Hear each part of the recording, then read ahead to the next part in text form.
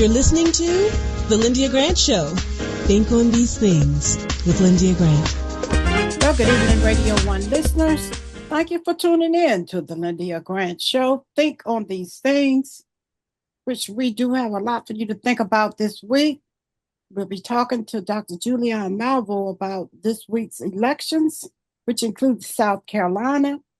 And we're going to be talking as our second guest about type 2 diabetes. But now let's go to Dr. Julianne Malvo to talk about this week's primary elections. We had an election last week that, or earlier this week, really, that it would be funny if it wasn't pitiful. So Darlene Graham, Lindsey Graham's sister, is now the Republican nominee for the United States Senate for the full 6-year term. She had already been appointed to the interim position by the governor at the encouragement of the president.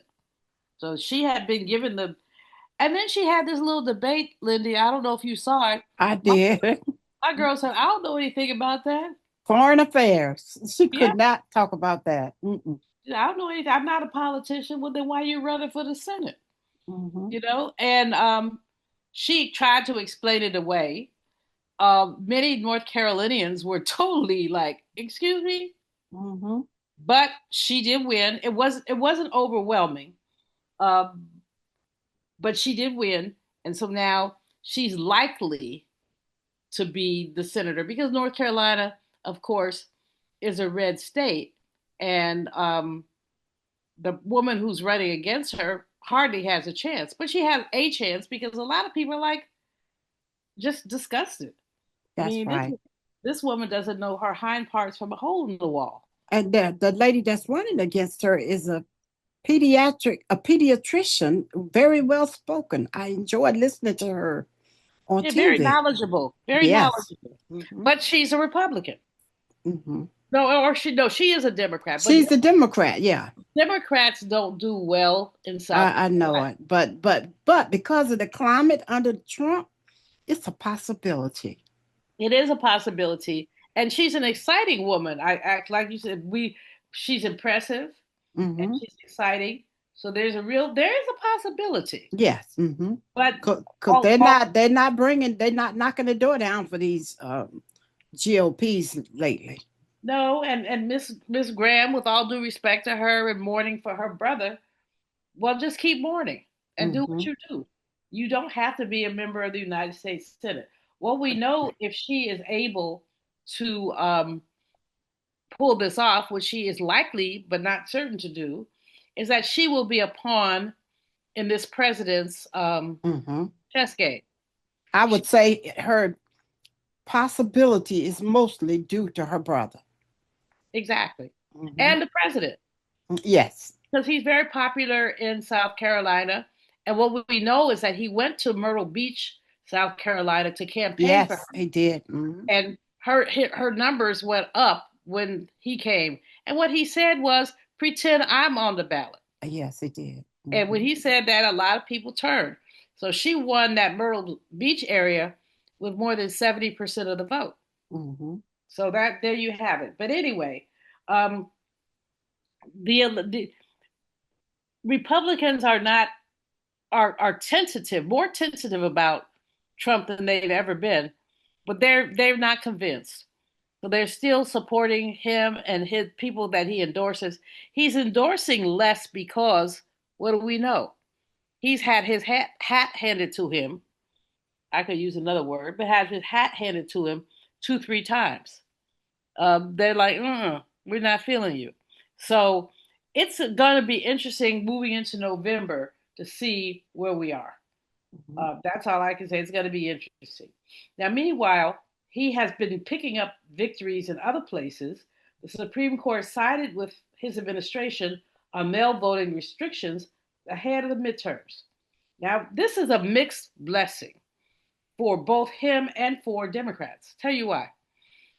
Old people like to vote by mail, whether they're Democrats or Republicans. Yes. 4 years ago, that man was encouraging mail-in voting from Republicans because a lot of older people will stay home rather than go to the trouble of going to the ballot, to the elections place.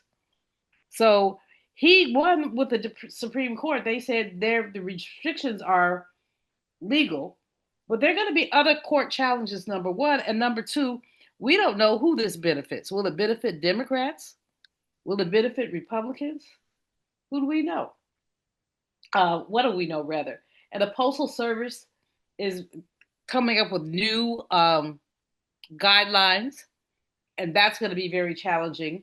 But basically, this midterm election, what people need to understand is why would they fight so hard unless there was so much to lose? If there's nothing to lose, why would you fight? There is something to lose, and that's why they're fighting so hard. So people need to pay attention to what's going on with mail-in voting. Our organizations, NAA, Urban League, others need to pay attention. And when there are electoral challenges, we need to basically lift them. But this didn't go completely Trump's way, but it leans towards him. I would say that it leans towards him. Mm-hmm. Now, everybody needs to send a thank you to Joyce Beatty, to Congresswoman Joyce Beatty. She has been on the Kennedy Center issue just unflaggingly. She's been on top of it.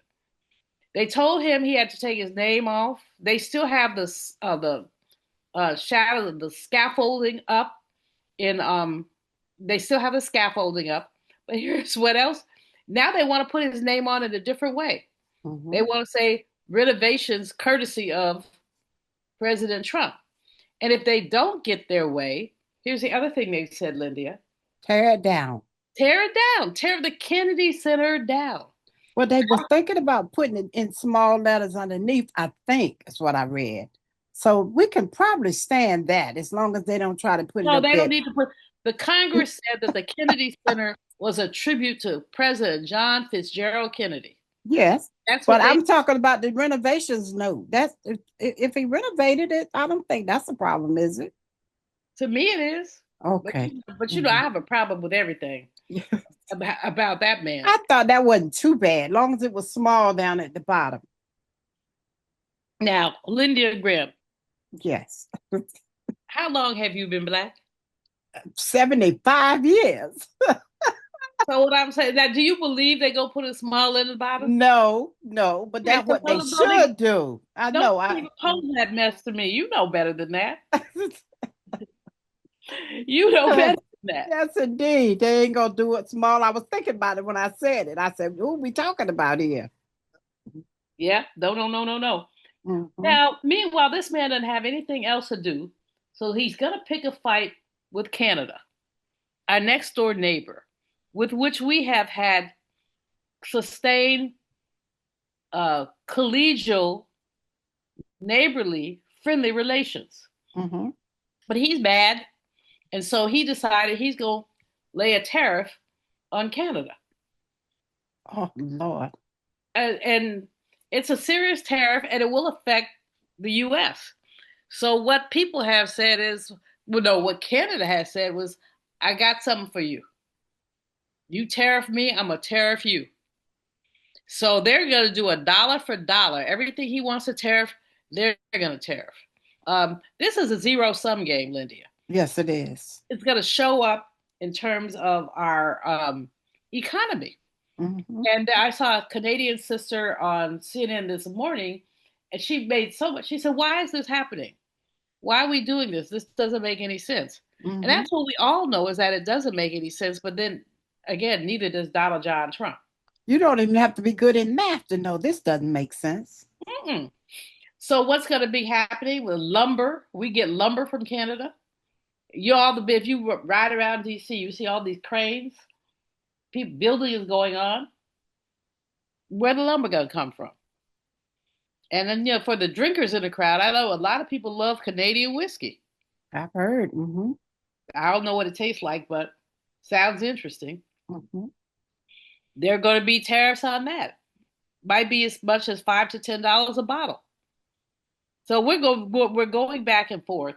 And as we go back and forth, what we're really doing is undermining the international position of the United States. So we can think of it as just Canada. We're fighting with Canada. But who are we not fighting with? We're fighting with Canada. We're fighting with some of the European countries. We just like to fight. This president is a pugilist. But what does it mean to you and me in terms of our pockets? In the short run, the fight with Canada doesn't mean very much. But if this continues for another 6 months, it's going to cost people between 2 and 10% of what they've been paying. 2 to 10%. That's a lot of money. But, you know, he doesn't care because he doesn't have to pay it. So speaking of paying, we learned that the United States is now over $40 trillion in debt. We crossed that line last week. Wow. This is the most debt that we've ever been in. It's basically because, quite frankly, of the last 3 presidents, Obama, Biden, and Trump, but mostly Trump.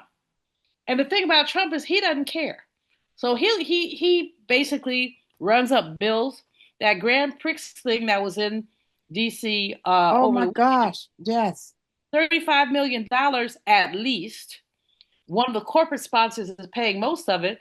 But this doesn't add up, Lyndia, to the cost of security. Mm-hmm. You know, the National Airport was closed for 3 hours. And they were flying planes, I heard, that were very low. Yes, that's why they closed the airport. Mm-hmm. And then let's just think about some of this. It would be funny if it was not pathetic. What this man has. So he and Melania got into one of the presidential limos and did a loop of the Grand Prix track with him holding the flag that he dropped to signal that the race could start. Oh, no. Mm-hmm. That costs money. Yes. Mm-hmm. That, we're talking about money. We're talking about schools opening. We're talking about all these things. But we're not talking about all these vanity projects he has that are costing us money. Well, we're out of time, Dr. J. Don't give me 1 minute there, just 1 minute. Just one more. Just 1 minute to talk about Dolly Parton. Yes, definitely. Because we all loved her. Yes. She was such a great woman.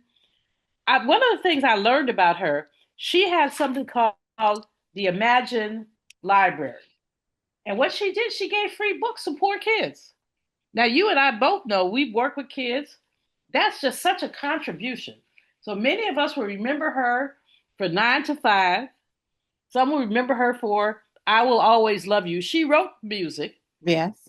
Whitney took it and knocked it out the park. But guess what? Dolly Parton was a smart cookie. She kept the rights to that song.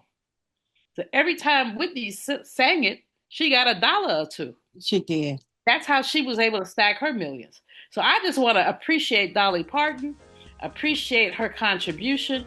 What was her great? She had one quote. She said, "Don't forget where you come from." Don't forget where you come from. You told it to me the other day. I don't know, but I just know that she gave back to Black bands all over the country and did a lot because the music came from Whitney. And she said she wanted to put money back in the Black communities. Oh, it's great. Yes, she did. She was an amazing lady. We'll miss her. Yes, indeed. Thank you. Well, thank you, Dr. Julian. We're going to go to our commercial break and we'll be back in a moment. If it wasn't for my care coach at AmeriHealth, I probably wouldn't be so healthy right now. As a man, you know we don't get checkups or see a doctor regularly anyways. It's probably just a man thing because none of my partners go either. We know we should, but we just don't, and hope it works out. So what changed for you? AmeriHealth assigned me a care coach, somebody that gives one-on-one help, answer questions, explain things, and help set my appointments. She also helped me understand what having high blood pressure really means and ways to manage it so it doesn't kill me. It ain't nothing to play with. If you're a member of AmeriHealth, ask for a care coach. I'm glad I got mine. At AmeriHealth, if you need a care coach, you can have one. Just call us at 1-877-759-6224 to get connected. 1-877-759-6224. This program is funded in part by the government of the District of Columbia Department of Healthcare Finance. Mayor Muriel Bowser. Washington Informer religion columnist Lyndia Grant.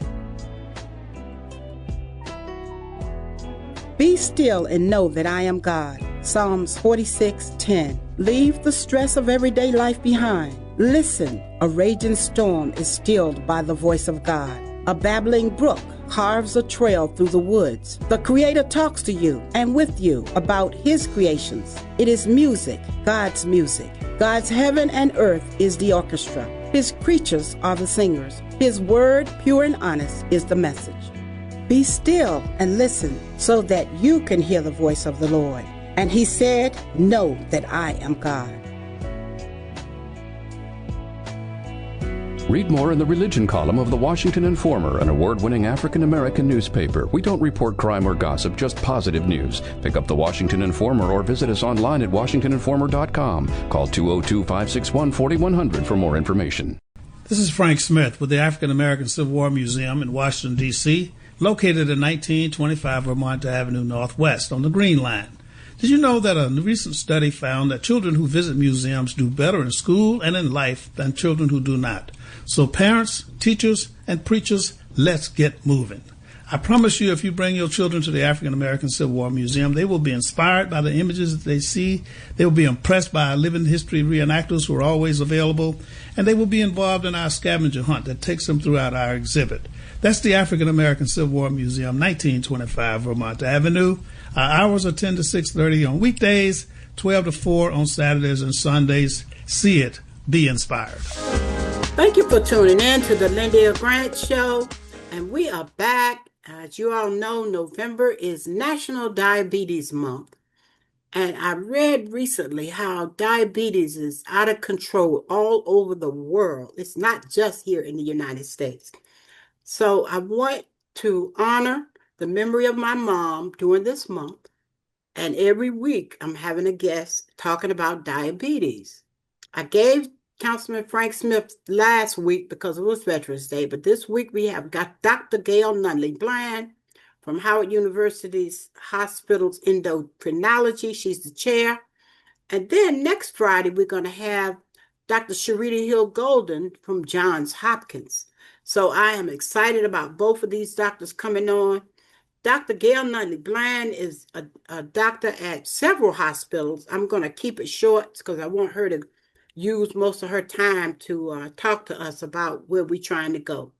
Dr. Gail Nunlee-Bland, talk to us today about where you see us in the United States of America, and in particular the DMV, with this type 2 diabetes. What do you got to tell us? Well, as you stated earlier, type 2 diabetes is on the rise throughout the world, and particularly in the Washington, D.C. metropolitan area.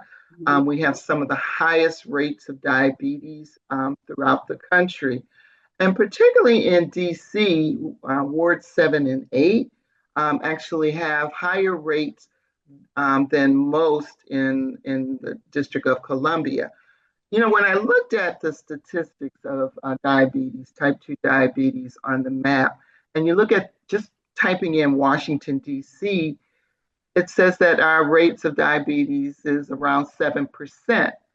But when I drill down into the wards 7 and 8, those rates were 14, 15%. So they're twofold higher than the overall rate. And so it gives a misleading picture of Washington, D.C.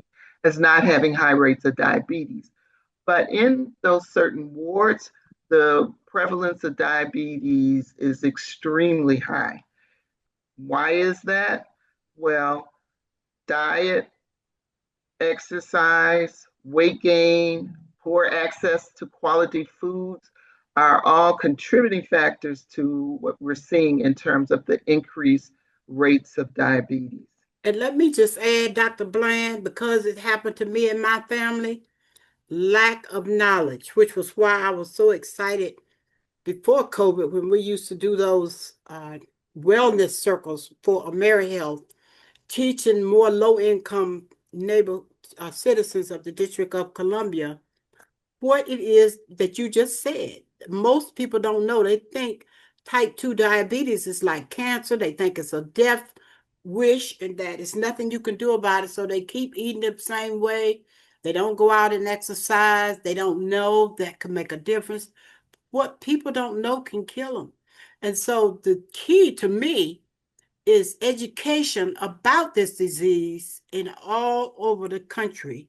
More people need to know what it is they can do about it. And I mean, they need to know it's real and not just some words we're saying.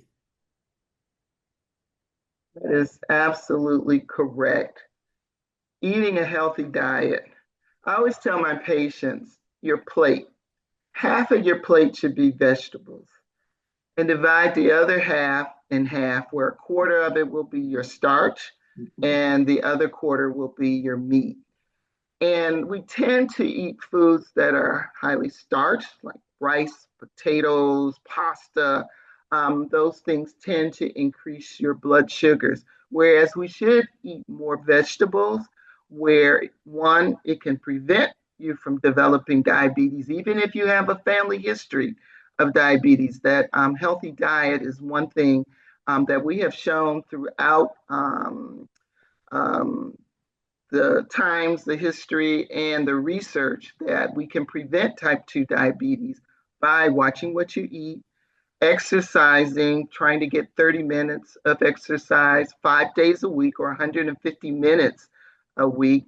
And it doesn't have to mean that you have to run a marathon. It could be simple walking. Well, even if your neighborhood is not safe, you can turn on the TV, the videos, do exercises. With that, you can do chair exercises, but just keep moving and eating healthy can prevent diabetes or make your diabetes easier to control. And you know what I want to add to that too, Dr. Bland? Uh, I know you said all that, and that's what people really need to do. But some families have it run in the family. It's in the genes, but every person in the family won't get it. Because what they need to understand is that some kids are born with the gene and some are not. So you can have sisters and brothers that end up one with it and one not. And then you wonder, well, why me? Because none of us are going to get the exact same genes from our pool. We're going to get them from our mother. We're going to get them from our father. And some of us, you remember I told you on my radio show earlier that I was an overweight birth baby, weighing 13 pounds, and my mother died from all of these complications of type 2 diabetes. But I was a perfect example.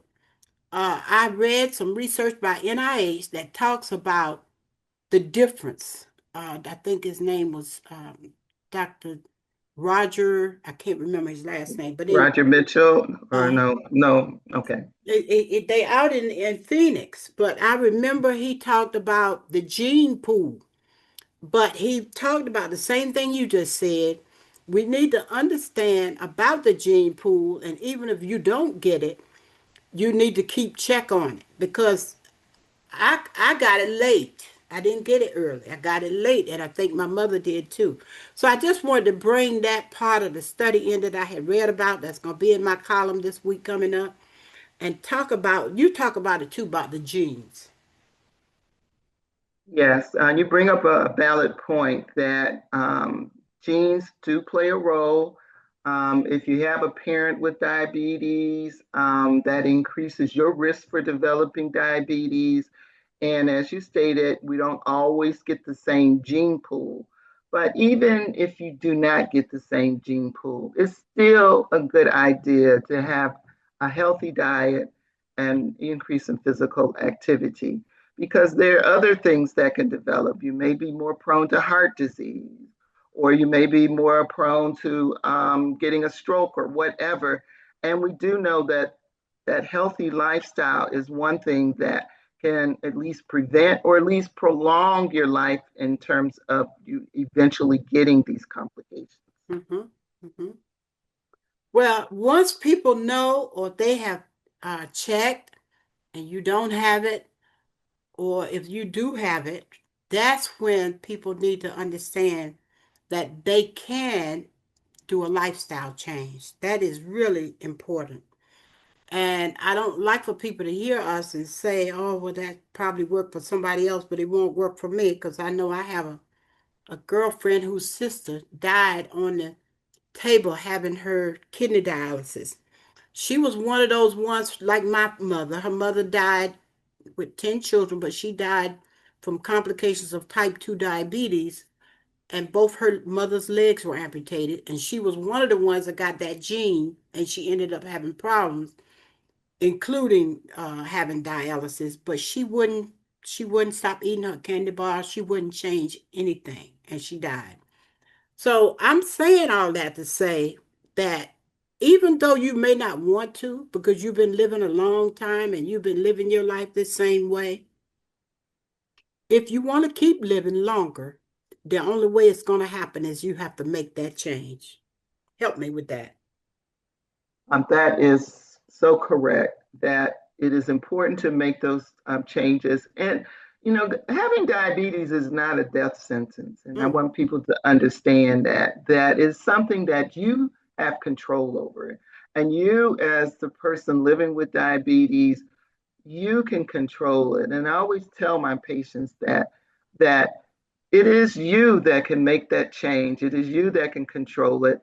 It is you that can make those choices of eating healthy. It is you that can do that exercise. We can give you all the medicine in the world, but if you do not make those changes, then the complications that you mentioned are something that can happen: the blindness, the amputation, the dialysis. And we know that all of those things can be prevented. And studies have shown that people with diabetes who care for themselves have the same lifespan, longevity, as those who do not. And studies have shown that over and over and over again. Yes. So that's the reason why I wanted to have you on here again this week. I'm kind of pleading with people to listen and hear what's being said. Give us your closing. Okay, my closing is that diabetes is not a death sentence. You can control it, and the way that you can control it is lifestyle with diet, exercise, and medications that can help control your diabetes. We have many more tools in our toolbox to control your diabetes, and this is something that patients should understand, that it is in their hands, and the health field, we're here to help them to achieve those goals. All right. Well, thank you, Dr. Bland, for helping me talk to the people about type 2 diabetes, whether they have it or just someone in their family. And almost all of us know someone who does. Thank you for being my guest today. And thank you for the invitation, as always. All right. That concludes the Lyndia Grant Show for this week. Good day. Thank you for listening to the Lyndia Grant Show. Think on these things with your host, Lyndia Grant.